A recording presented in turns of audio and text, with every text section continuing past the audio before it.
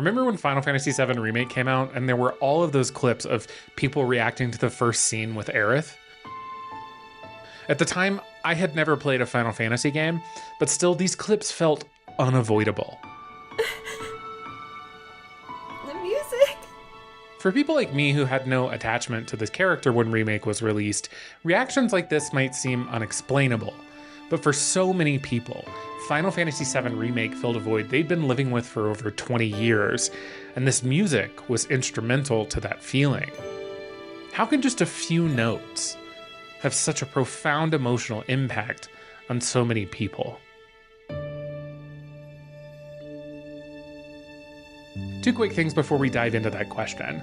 First, there is no way to make this video without massively spoiling Final Fantasy VII and VII Remake, so you have been warned.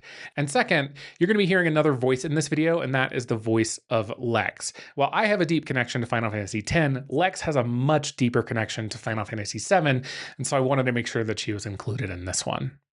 There are thousands of videos on leitmotif on YouTube, and you've probably already watched one about Final Fantasy. So I'm not going to spend this entire video explaining that concept to you, but in case you have no idea what I'm talking about, here's a brief explanation. Motif is a short, recurring musical phrase within a larger piece. That might be a single song, or a concerto, or a film score. A leitmotif is a motif that's tied to a person, a place, or an idea. Think Darth Vader and the Imperial March, or in this case, Aerith and Aerith's theme. While leitmotif has its origins in opera, the idea has been applied very broadly to all sorts of musical genres, including video games. Video games, especially RPGs, are unique because the amount of time you spend playing a video game allows you to get to know these musical motifs very well. It allows games to add another dimension to their storytelling, one that you might not even be conscious of. Because once a piece of music means something to you, you're going to notice when it changes.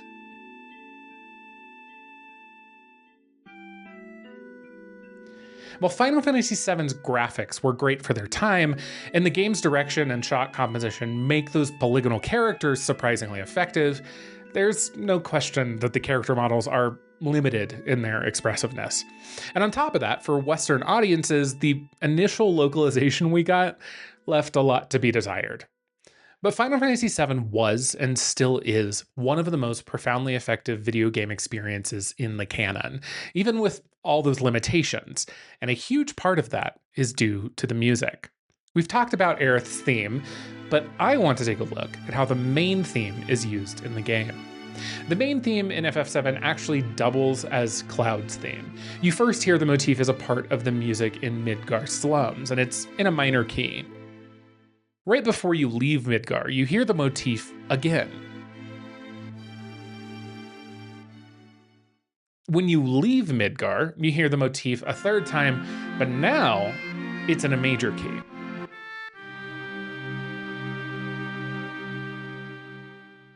But it's when you first reach the world map that the full, grand version of this theme plays. You've only been primed with this piece of music 3 times, and yet it already feels nostalgic. This version feels a bit like relief, both because of the new major key, but also because we finally hear its resolution. The theme is also used for Cloud both in tender, romantic moments,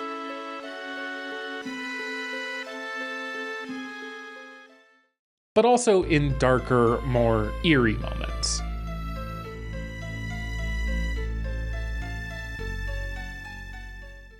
Obviously, the main theme is a beautiful piece of music on its own. This wouldn't work otherwise.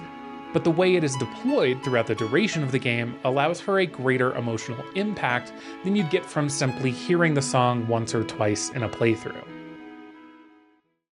If we're going to talk about leitmotifs in video games, though, we have to talk about Final Fantasy XIV. You know those big ensemble numbers in a Broadway musical where all the cast members are singing the melodies from their respective songs all at once? That's how Masayoshi Soken wrote music for Endwalker.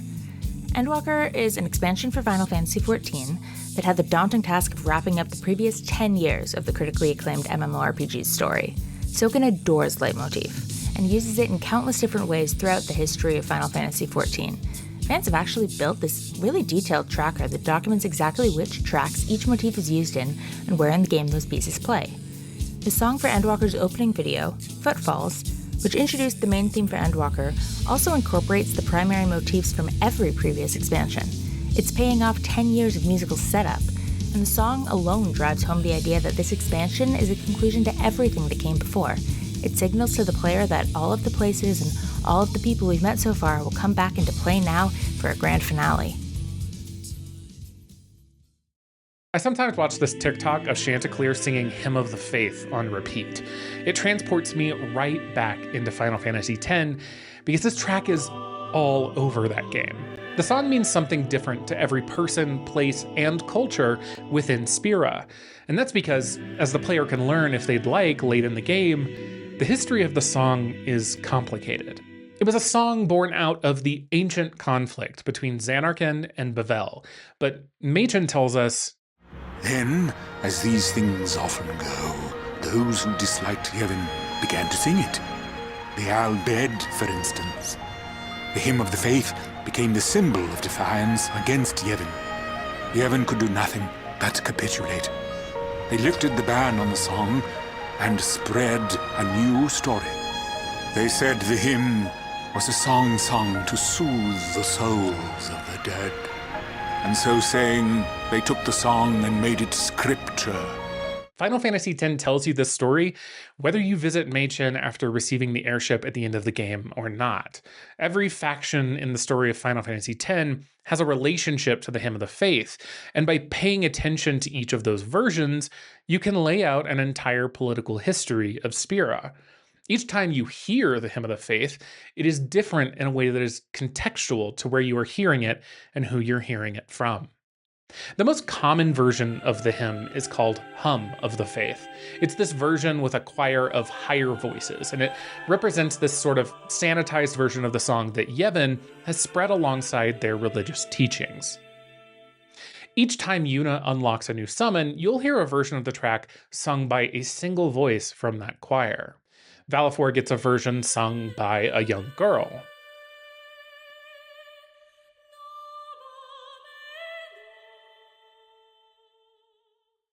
Ifrit's version is sung by a tenor.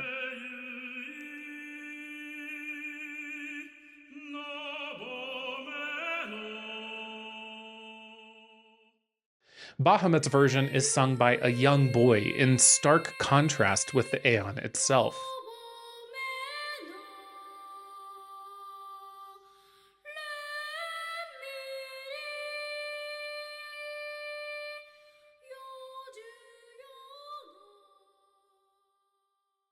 But maybe the most famous scene in Final Fantasy X, Yuna's sending at Kilika, includes a version of the song that is accompanied by drums and piano. It's an appropriate adaptation for the beautiful but somber ritual that she's performing.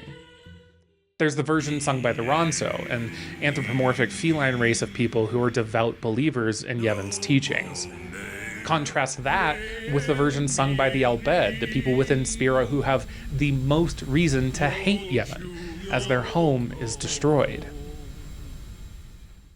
And as the game careens toward a conclusion and the party attacks Sin, we get the same level of musical payoff that we saw in Final Fantasy VII and Final Fantasy XIV. All of Spira sings the song to calm Sin. It's not the final time the song plays, but it is probably the most bombastic. Each of these appearances tells the player something different about the world these characters live in. It tells you what the Church of Yevon and its followers believe. It tells you how Yuna feels about her duty as a summoner. It tells you exactly how the Al-Bed feel about the Church of Yevon and the resentment they still hold going all the way back to the days of Zanarkand.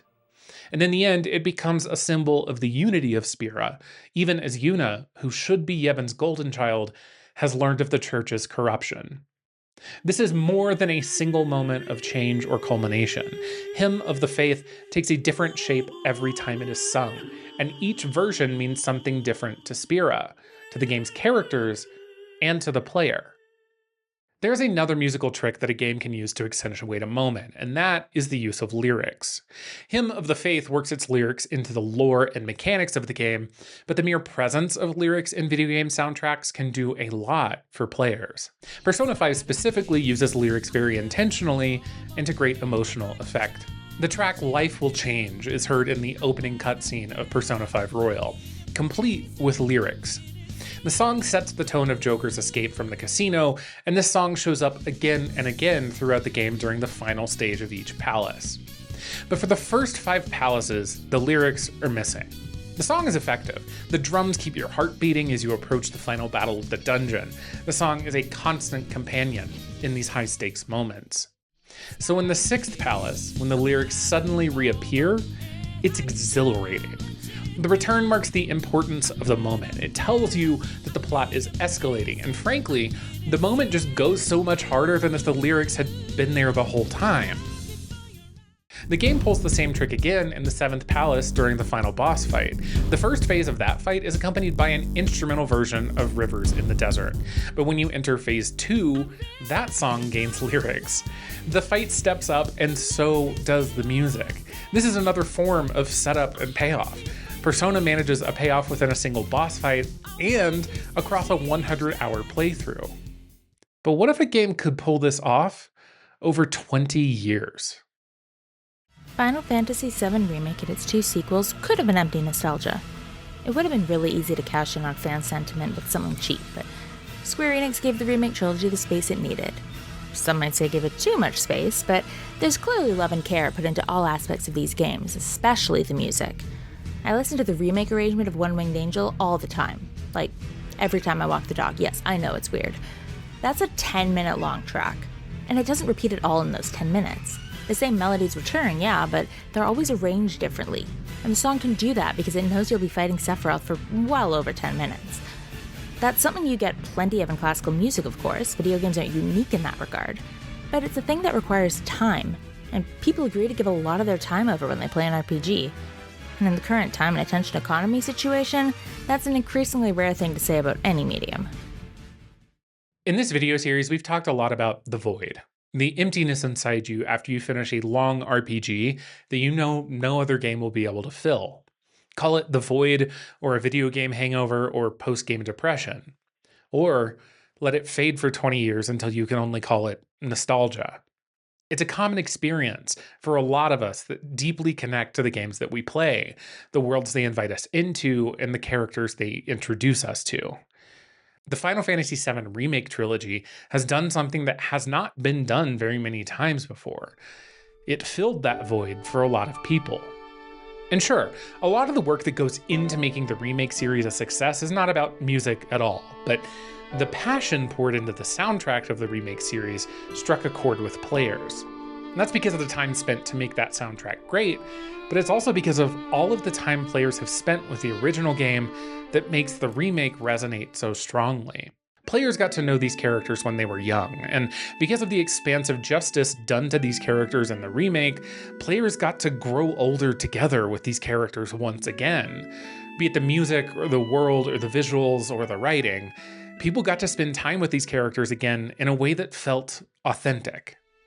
So why does Aerith's theme make people cry the first time they hear it again in Remake? Because with just a few notes, it makes us relive all of our time with her in the first game, all of the joy and the sorrow, and it tells us we're about to live it all again. You cry because you lost her, and now she's alive again, and you realize you're going to lose her all over again, all in that one moment.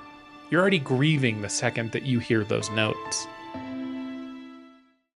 I've spent the better part of a year thinking about and writing about the void, about what it means to lose a place, a group of people, the version of myself that I was inside a virtual world. And now, this video series is ending too. If you, like me, are not ready for that, I do have one more. There is a members-only early access 4th video in the series about Clair Obscur Expedition 33, a game I think could have been one of the most immersive RPGs of all time if it didn't sabotage its own story. That video is available for $2 on both Patreon and Ko-Fi, whichever works for you. Give this video a like, subscribe to the channel. Thank you so much for watching this series of videos that Lex and I have been working on for so long, and that so many other people have helped us make. I will see you in the next video.